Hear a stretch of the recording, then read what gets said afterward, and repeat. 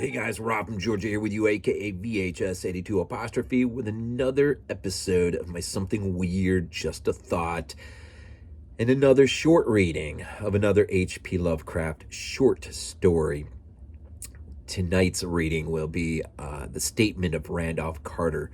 But first, I just wanted to bring to your attention, pick this up off the Walmart shelf just the other day, The Tank, creature feature from this year.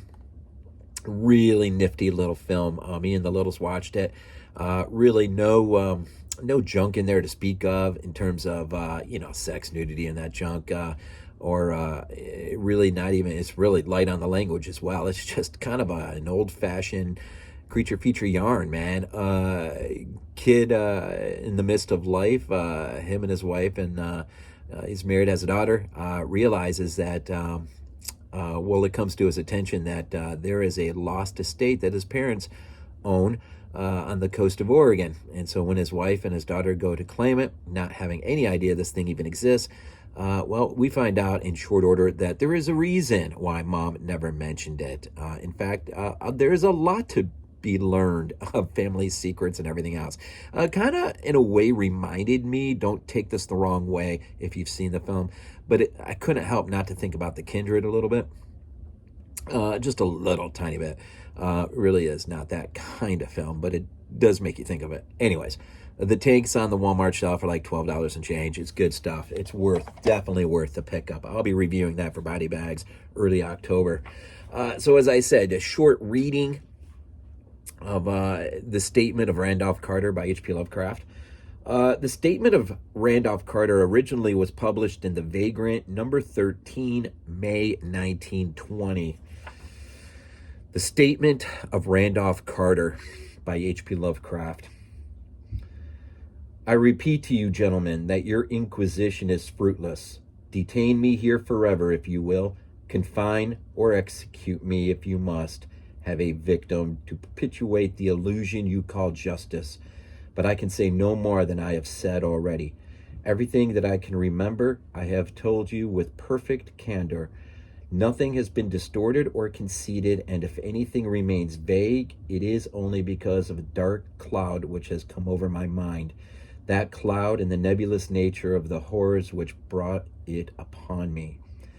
Again, I say, I do not know what has become of Harley Warren, though I think, almost hope, he is in a peaceful oblivion, if there be anywhere so blessed a thing.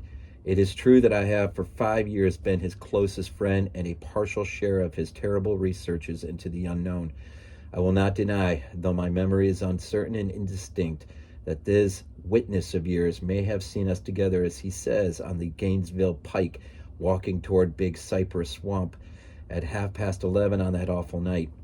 That we bore electric lanterns, spades, and a curious coil of wire with attached instruments.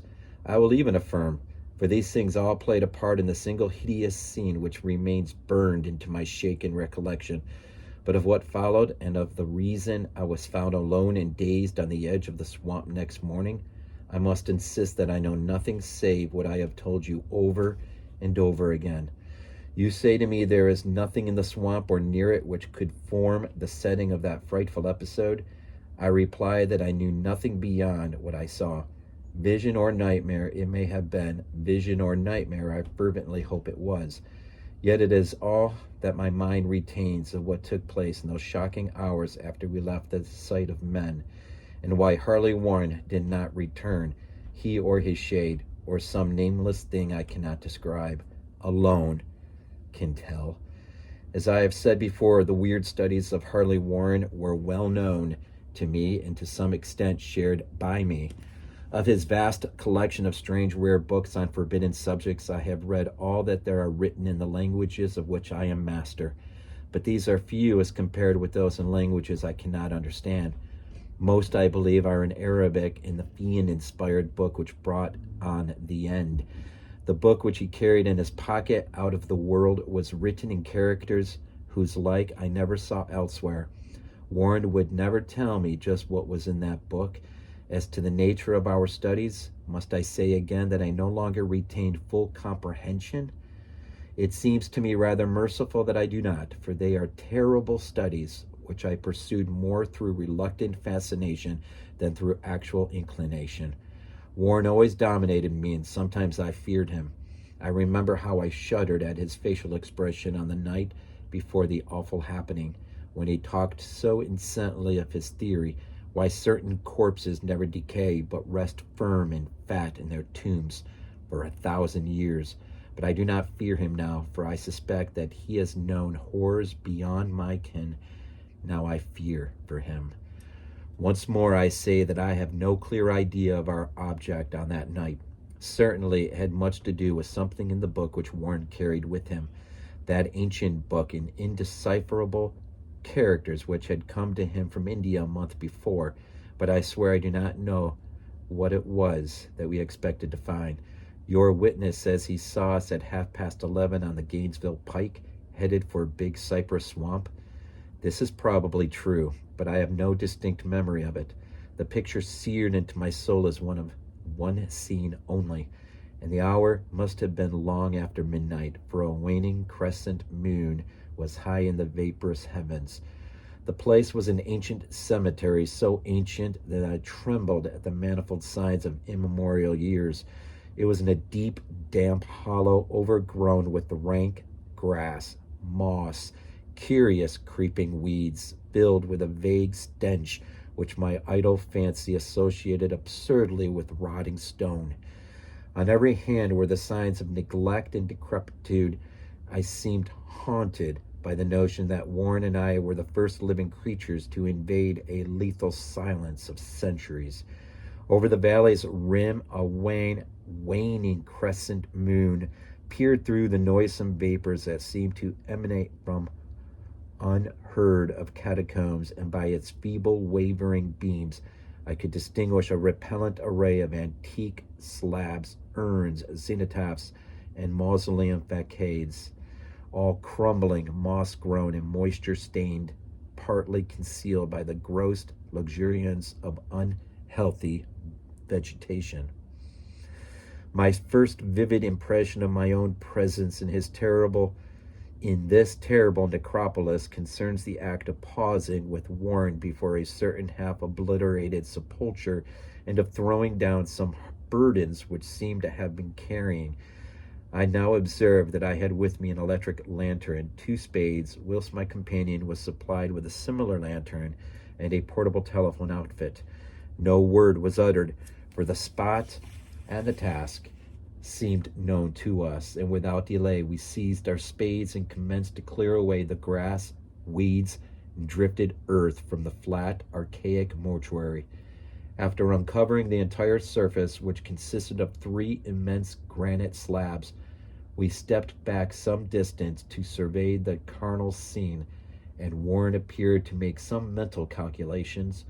Then he returned to the sepulchre, and using his spade as a lever, sought to pry up the slab lying nearest to the stony ruin which may have been a monument in its day. He did not succeed, and motioned to me to come to his assistance. Finally, our combined strength loosened the stone, which we raised and tipped to one side. The removal of the slab revealed a black aperture from which rushed an effluence of miasmal gases so nauseous that we stared back in horror. After an interval, however, we approached the pit again and found the exhalations less unbearable. Our lanterns disclosed the top of a flight of stone steps dripping with some detestable ichor of inner earth, and bordered by moist walls encrusted with nitre. And now, for the first time, my memory records verbal discourse, Warren addressing me at length in his mellow tenor voice, a voice singularly unperturbed by our awesome surroundings. "I'm sorry to have to ask you to stay on the surface," he said, "but it would be a crime to let anyone with your frail nerves go down there. You can't imagine, even from what you have read and from what I have told you, the things I shall see, or have to see and do.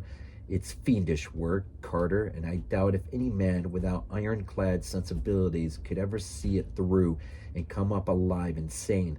I don't wish to offend you, and heaven knows I'd be glad enough to have you with me, but the responsibility is in a certain sense mine, and I couldn't drag a bundle of nerves like you down to probable death or madness. I tell you, you can't imagine what the thing is really like, but I promise to keep you informed over the telephone of every move. You see, I have enough wire here to reach the center of the earth and back. I can still hear in memory those coolly spoken words, and I can still remember my remonstrances. I seemed desperately anxious to accompany my friend into the sepulchral depths, yet he proved inflexibly obdurate. At one time he threatened to abandon the expedition if I remained insistent, a threat which proved effective, since he alone held the key to the thing. All this I can still remember, though I no longer know what manner of thing we sought. After he had obtained my reluctant acquiescence in his design, Warren picked up a reel of wire and adjusted the instruments. At his nod, I took one of the latter and seated myself upon an aged, discolored gravestone close to my newly uncovered aperture. Then he shook my head, shouldered the coil of wire, and disappeared within that indescribable ossuary. For a minute I kept sight of the glow of his lantern and heard the rustle of the wire as he laid it down after him, but the glow soon disappeared abruptly, as if to turn in the stone staircase had been encountered, and the sound died away almost as quickly. I was alone, yet bound to the unknown depths by those magic strands whose insulated surface lay green beneath the struggling beams of that waning crescent moon. I constantly consulted my watch by the light of my electric lantern and listened with feverish anxiety at the receiver of the telephone, but for more than a quarter of an hour heard nothing. Then a faint clicking came from the instrument, and I called down to my friend in a tense voice. Apprehensive as I was nevertheless unprepared for the words which came up from that uncanny vault in accents more alarmed and quivering than any I had heard before from Harley Warren. He who had so calmly left me a little while previously now called from below in shaky whisper more pretentious than the loudest shriek. God, if you could see what I'm seeing. I could not answer, speechless. I could only wait. Then came the frenzied tones again. Carter, it's terrible, monstrous, unbelievable. This time my voice did not fail me, and I poured into the transmitter a flood of excited questions. Terrified, I continued to repeat, Warren, what is it? What is it? Once more came the voice of my friend, still hoarse with fear and now apparently tinged with despair. I can't tell you, Carter. It's too utterly beyond thought. I dare not tell you. No man could know it and live. Great God! I never dreamed of this. Stillness again, save for my now incoherent torrent of shuddering inquiry. Then the voice of Warren in a pitch of wilder consternation. Carter, for the love of God, put back the slab and get out of this if you can. Quick! Leave everything else and make for the outside. It's your only chance. Do as I say and don't ask me to explain. I heard yet was able only to repeat my frantic questions. Around me were the tombs and the darkness and the shadows. Below me some peril beyond the radius of human imagination. But my friend was in greater danger than I, and through my fear I felt a vague resentment that he should deem me capable of deserting him under such circumstances. More clicking, and after a pause, a piteous cry from Warren. Beat it! For God's sake, put back the slab and beat it, Carter! Something in the boyish slang of my evidently stricken companion unleashed my faculties. I formed and shouted a resolution. Warren! Brace up! I'm coming down! But at this offer, the tone of my auditor changed to a scream of utter despair. Don't! You can't understand! It's too late! And my own fault. Put back the slab and run. There's nothing else you or anyone can do now. The tone changed again, and this time acquiring a softer quality, as of hopeless resignation, yet it remained tense through anxiety for me. Quick! Before it's too late. I tried not to heed him, tried to break through the paralysis which held me, and to fulfill my vow to rush down to his aid. But his next whisper found me still held inert in the chains of stark horror. "Carter, hurry! It's no use. You must go. Better than two." The slab. A pause, more clicking than the faint voice of Warren. "Nearly over now. Don't make it harder. Cover up those damn steps and run for your life. You're losing time. So long, Carter. Won't see you again." Here, Warren's whisper swelled into a cry that gradually rose to a shriek fraught with all the horror of the ages. "Curse these hellish things! Legions, my God! Beat it! Beat it! Beat it!" After that was silence. I know not how my interminable eons I sat stupefied, whispering, muttering, calling, screaming into that telephone over and over again. Through those eons I whispered and muttered, called, shouted, and screamed, "Warren! Warren! Answer me! Are you there?" And then there came to me the crowning horror of all, the unbelievable, unthinkable, almost unmentionable thing. I have said that eons seemed to elapse after Warren shrieked forth his last despairing warning, and that only my own cries now broke the hideous silence. But after a while, there was a further clicking in the receiver, and I strained my ears to listen. Again, I called down, "Warren, are you there?" And in answer heard the thing which has brought this cloud over my mind.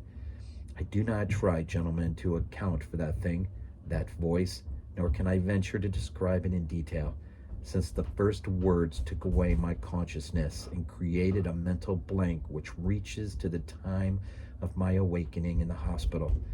Shall I say that the voice was deep, hollow, gelatinous, remote, unearthly, inhuman, disembodied?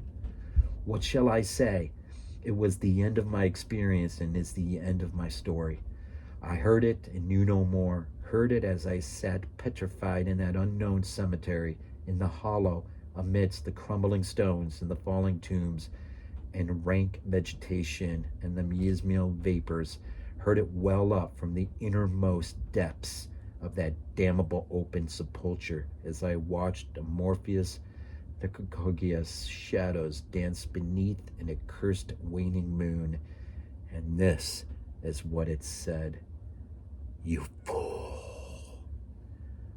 Warren is dead."